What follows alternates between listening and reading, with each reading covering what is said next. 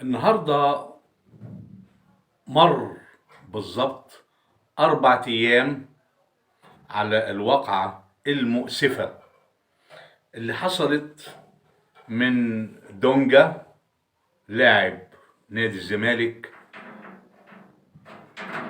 مع سيد زيزو برضو لاعب نادي الزمالك من ضمن احتفالاتهم بإحراز هدف.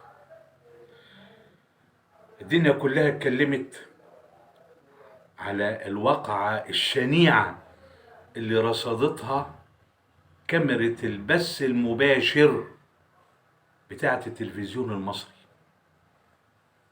على الهوا. الوحيدين اللي كانوا بيدافعوا ويبرروا المسؤولين بتوع نادي الزمالك، للأسف منهم اللي يقول دي عادية، دي حاجة بالتراضي بين اللعيبة وبين بعض، دي حاجة متفق عليها، دي حاجة بتحصل من زمان. ايه بتحصل من زمان؟ ايه انتوا ناسين انه كنتوا وسيلة ترفيه؟ انتوا ناسين انه كنتوا البعض منكم النشء بياخدوهم مثال يحتذوا بيه؟ عايزين ولادنا يتعلموا ايه من اللي انتوا بتعملوه؟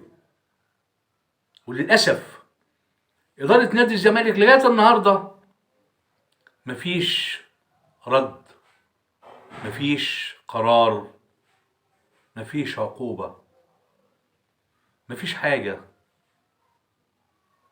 يتزعل عليها، وعليه العوض ومنه العوض في الرياضة المصرية. شكرا.